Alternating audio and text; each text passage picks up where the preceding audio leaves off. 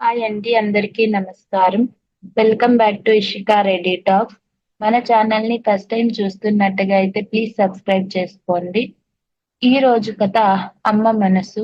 ఏవండి ఏవండి అని పిలుస్తున్న సౌజన్య పిలుపుతో బద్ధకంగా ఆవలింతలతో ఒళ్ళు విరుచుకుంటూ ఏంటే పొద్దున్నే నీ గోల, ప్రశాంతంగా పడుకోనియ్యవు అంటూ లేస్తూ కసురుకున్నట్లు అన్నాడు శ్రీధర్.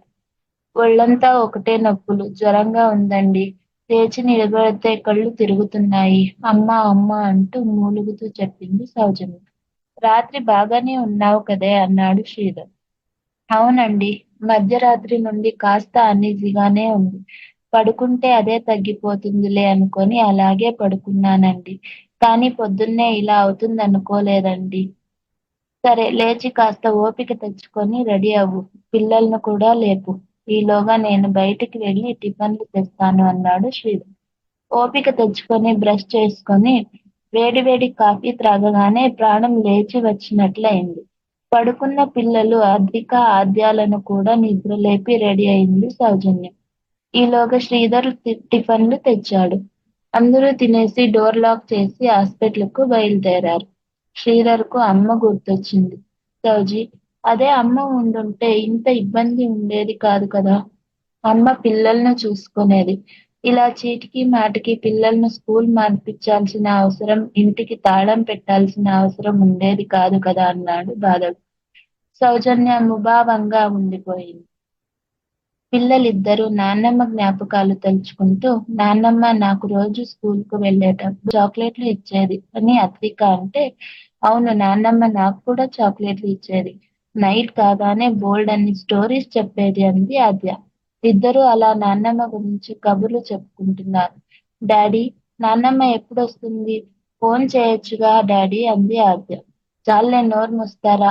లొడలొడ ఒకటే వాగుడు. తల పగిలిపోతుంది అంది సౌజన్య. అత్తయ్యకు చిన్న బాబు ఉన్నాడుగా నాన్న, అందుకే అత్తయ్యకు ఇబ్బంది కావద్దని నాన్నమ్మ వెళ్ళింది.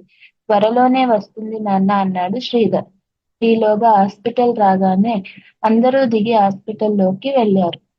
డాక్టర్ అన్ని పరీక్షలు చేసి టైఫాయిడ్ ఫీవర్ అని 15 రోజులు రెగ్యులర్ మెడిసిన్ వాడితే తగ్గిపోతుంది. కేర్‌ఫుల్ గా ఉండాలని ప్రిస్క్రిప్షన్ రాసి మెడిసిన్ వాడమన్నాడు.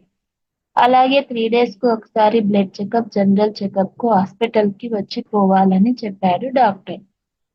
చేసేది లేక పిల్లల్ని సౌజన్యను చూసుకోవడానికి శ్రీధర్ ఆఫీస్‌కు వెళ్లి ఒక వారం రోజులు లీవ్ పెట్టి వచ్చాడు. ఆ రోజు పిల్లలు స్కూల్ నుండి రాగానే బయటికి వెళ్లి పిల్లలకు, సౌజన్యకు అవకాడో జ్యూస్ తెచ్చాడు శ్రీధర్. హాయ్! డాడీ మాకు జ్యూస్ తెచ్చాడోయ్!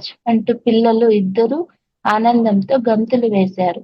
అరేయ్ పెద్దోడా ఇది నీకు, అరేయ్ చిన్నోడా ఇది నీకు అంటూ వేరే జ్యూస్ గ్లాస్ పిల్లలకు అందించాడు శ్రీధర్.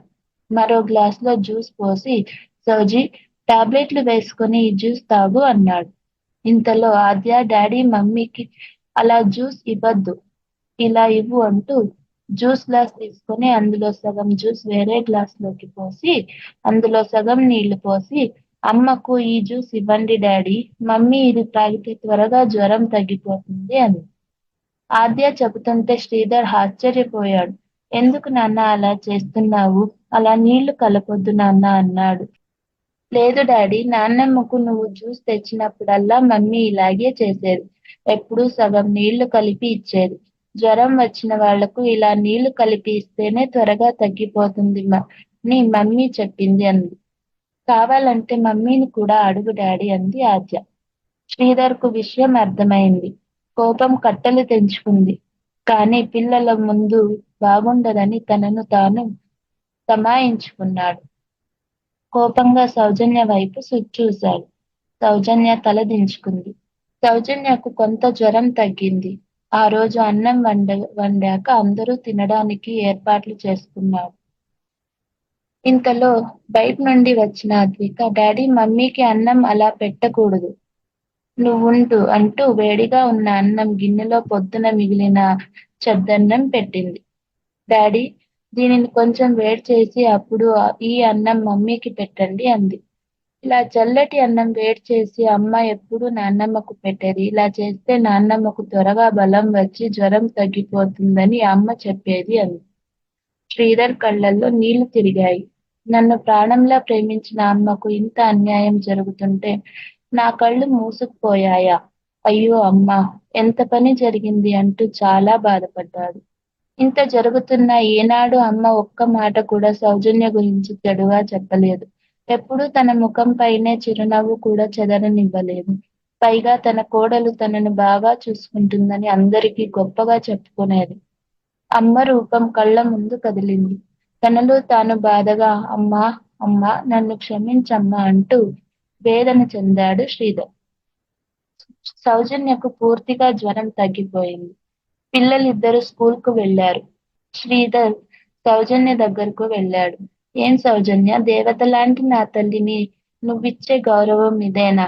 నువ్వింత దుర్మార్గురాలివి అనుకోలేదు. అమ్మ నీ గురించి ఏనాడూ పల్లెత్తు మాటనలేదు తెలుసా? అసలిలా ప్రవర్తించడానికి నీ మనసు ఎలా ఒప్పుకుంది? అంటూ చెంప చెల్లుమనిపించాడు. నీకు తెలుసా? అమ్మ నాకెప్పుడూ వేడివేడిగా ఉన్న అన్నం కూరలు పెట్టి తాను చద్దన్నం చద్దికూర తినేది. నాన్న చిన్నప్పుడే పోయినా నాకే కష్టం తెలియకుండా గారాబంగా పెంచి ప్రయోజకుడిని చేసింది. నువ్వింత చేసినా ఈ విషయం నాకు తెలిస్తే బహుశా మన మధ్య గొడవలొస్తాయని ఏమీ చెప్పకుండా దాచిపెట్టింది అమ్మ. సిగ్గనిపించడం లేదా? నువ్వు చేసిన ఈ పని వల్ల అభం శుభం తెలియని ఆ పసి మనసులో కూడా విషబీజాలు నాటావు కదే దుర్మార్గురాలా అన్నాడు శ్రీధర్.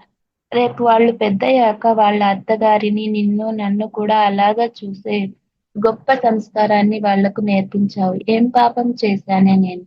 నీలాంటి దాన్ని నాకు భార్యగా ఇచ్చాడు ఆ దేవుడు. చిచ్చి, నా మీద నాకే కోపమొస్తోంది.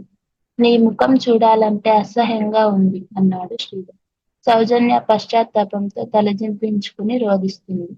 ఏడుస్తూ నన్ను క్షమించండి అంటూ శ్రీధర్ పాదాలపై వాలిపోయింది. కన్న తల్లిలా ఆదరించిన అత్తమ్మను చాలా బాధ పెట్టానండి. ఇదంతా మా అమ్మ వల్ల జరిగిందండి.